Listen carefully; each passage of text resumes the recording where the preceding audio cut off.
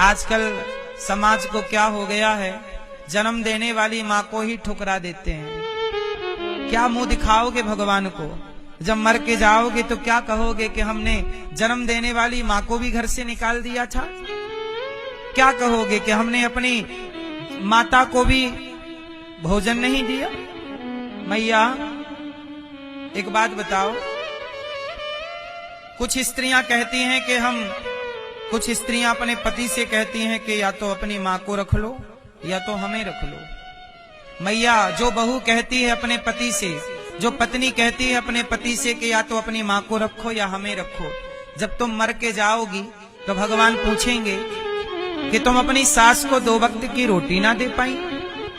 वो सास जिसने तुम्हारे पति को जन्म दिया, जिसने तुम्हारे पति को गोद में खिलाया, प्यार किया, अरे तुम्हारी गोद में तुम्हारा भी तो बच्चा है। कल को तुम्हारी बहू आए और कहे कि हटाओ इस बुढ़िया को, तुम्हें कैसा लगेगा? जब आप अपने से बड़ों की इज्जत नहीं करते तो आपकी भी इज्जत कौन करेगा? यदि आपने अपने बूढ़े सास ससुर का अपमान किया है तो जब आप बुढ़ापे में सास ससुर बनेंगे तो आप कौन सा सम्मान पाओगे? ईश्वर के घर देर है, अंधेर नहीं है। जो आप कर रहे हैं वो किसी और के लिए नहीं है, वो खुद आपके लिए है।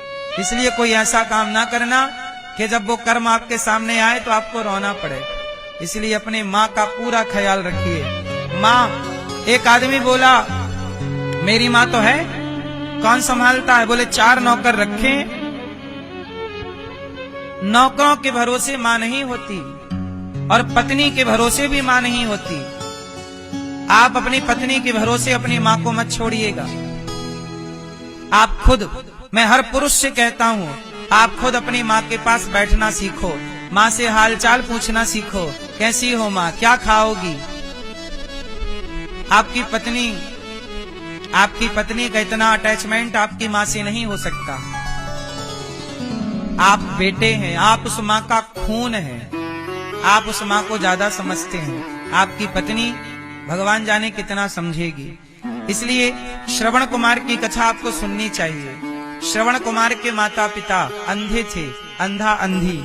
श्रवण कुमार की पत्नी एक मिट्टी का बर्तन बनाई थी जिसके पेट 2 थे, मतलब भीतर से भाग 2 थे, ऊपर मुंह 1 था।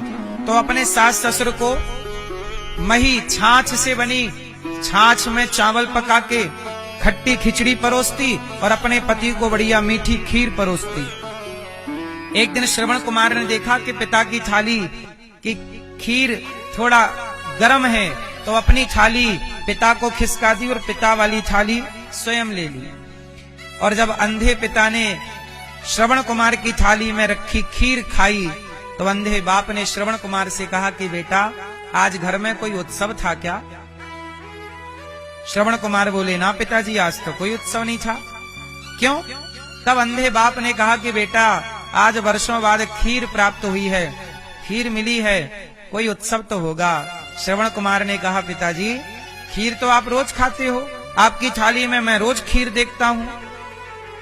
अंधे पिता ने कहा, बेटा श्रवण, मेरी थाली में खीर कहाँ, मुझे तो खट्टी खिचड़ी प्राप्त रोज होती है। अब श्रवण कुमार ने पिता की थाली में जो खिचड़ी थी या खीर जैसी दिख रही, क्योंकि छाछ में और दूध में पकाओ चावल को तो दोनों का रंग एक सा है। जब खाया तो वो खिचड़ी खट्टी थी, वो खीर खट्टी थी। श्रवण कुमार समझ गए कि मेरी पत्नी मेरे माता पिता के साथ कपट करती है, मुझे मीठा खिलाती है और मेरे माँ बाप को खट्टा खिलाती है, इसलिए कपट कर रही है। अब श्रवण कुमार ने अंदर जाके देखा तो उसके बर्तन ऊपर से तो 1 था पर भीतर से 2 भाग थे, अलग बनवा रखा था। श्रवण कुमार समझ गए कि मेरी पत्नी के भरोसे मेरे माँ बाप की सेवा ना होगी। तुरंत अपने माँ बाप को कंधे पर रखा, कावड़ यात्रा जो कंधे पर रखा और माँ बाप को बिठाया और बस चल पड़े चारों धाम की। आज से मैं खुद माँ बाप की सेवा करूंगा, मैं ही बनाकर खिलाऊंगा, मैं ही पानी पिलाऊंगा, मैं ही यात्रा कराऊंगा। उस दिन से अपनी सब छोड़ करके श्रवण कुमार चले गए। मैं ये नहीं कहता कि तुम अपनी पत्नी को छोड़ दो, मैं ये कहता हूं कि पत्नी को भी संभालना, पत्नी का भी ख्याल रखना और माता पिता का भी ख्याल रखना, ये पुरुष के लिए दोनों काम जरूरी है। पत्नी आपकी जिम्मेदारी है तो माता पिता भी आपकी जिम्मेदारी है। आजकल बच्चा एक जिम्मेदारी तो निभाता है, दूसरी से मुंह मोड़ लेता है।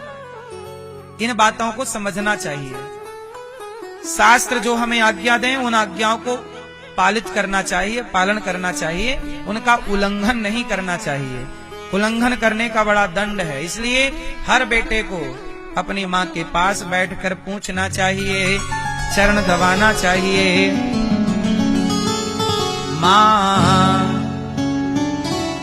माँ से बड़ा कोई भगवान, कोई देवता कुछ नहीं। पहला भगवान माँ। अरे माँ ने ही हमें सब कुछ बताया है। क्यों? इसलिए थोड़ा समय दिया करो अपनी माँ को। अच्छा बताओ, कोई बेटा अपने माँ बाप की सेवा करेगा तो भगवान खुश होंगे कि नाराज हो जाएंगे?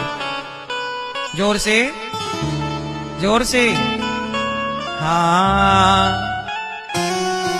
क्यों मैया, कोई भगवान नाराज हो जाएंगे क्या? भगवान नाराज नहीं होंगे, प्रसन्न होंगे। वाह, श्रवण कुमार की मात्र भक्ति इतनी बड़ी कि युगों युगों के बाद भी श्रवण कुमार जीवित हैं। ये मात्र भक्ति का ही तो बल है।